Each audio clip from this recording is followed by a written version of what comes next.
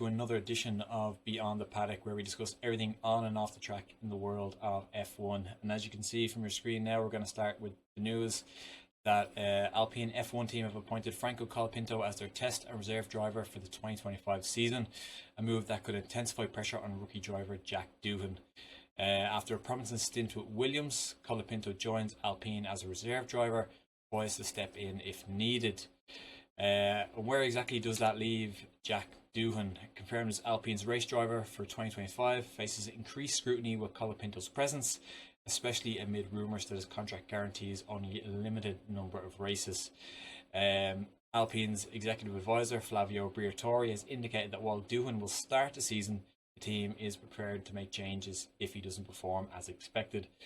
So his key takeaways are this: is Colapinto's appointment serves as a clear signal to Doohan that performance expectations are high and underperformance could lead to swift changes. Alpine's move to secure Colapinto adds depth to their driver lineup, ensuring that they have a capable replacement if needed. Alpine's strategy reflects the high-stakes nature in F1, where teams must balance nurturing young talent with relentless pursuit of performance. By bringing in Colapinto, Alpine not only secures a promising driver, but also sends a message to Doohan about the imperative of delivering results. This approach underscores the competitiveness environment within F1, where even secure positions are subject to performance-based evaluations. It's not much of a honeymoon period for Jack Doohan so far. I'm sure he'll be looking over his shoulder and scrutinising everything he does in those first few races. So listen, I hope he does well, but got a great driver in Colapinto right behind them. Moving on to some changes. Aston Martin have announced a significant restructuring of its Formula One team management, aimed to enhance performance and competitiveness. Former Mercedes engine chief Andy Cowell has been appointed as the new team principal and chief executive officer of Aston Martin's F1 team. Cowell is renowned for his pivotal role in Mercedes' dominance during the V6 turbo hybrid era. With that, Mike Krack, who had served as team principal since 2022, has been reassigned as chief trackside officer. In this capacity, Krack will focus on maximising car performance during race weekends, which can probably only seem as a demotion. Former Ferrari technical director Enrico Cardile joins Aston Martin as technical director, overseeing the design and development of new race cars. His expertise is expected to bolster the team's engineering capabilities. And with that, then Tom McCulloch, he is performance director.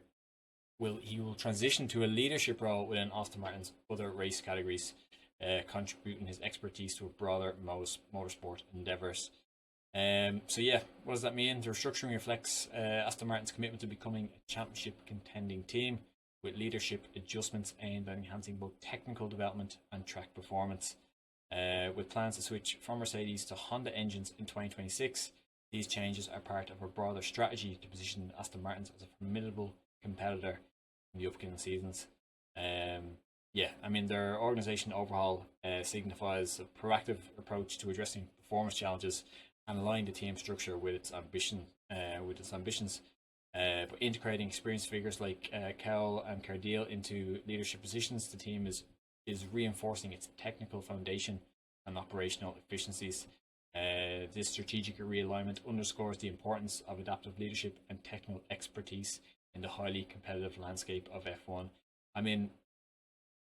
Aston Martin are really starting to cook. They're putting in a lot of positions off the track. They've still got a really experienced driver in Alonso. I think they're going to do great. See how it goes. I think the next couple of years is going to be very interesting for Aston Martin. Now, we're moving on to something different. So Formula One is actively exploring new venues to expand its global calendar, with several countries expressing interest in hosting future Grand Prix. First up is Thailand have shown significant interest in hosting a Grand Prix, with former Prime Minister engaging in discussions with the Formula One CEO.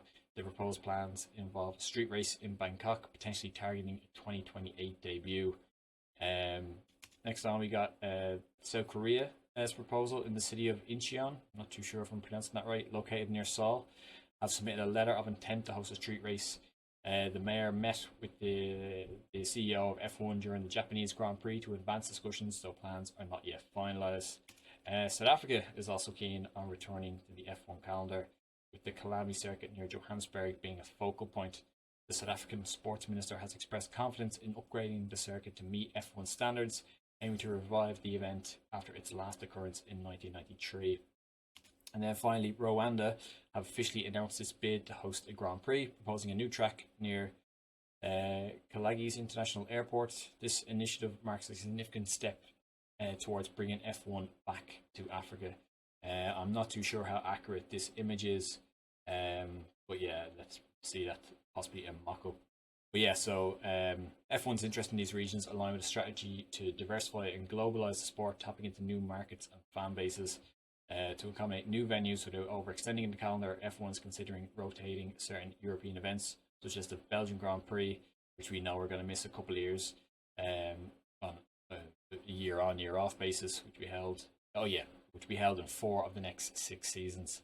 F1's expansion into Asia and Africa reflects a deliberate effort to enhance its global footprint and engage diverse audiences. The rotational hosting model offers a pragmatic solution to calendar constraints, allowing the inclusion of new venues while maintaining traditional races.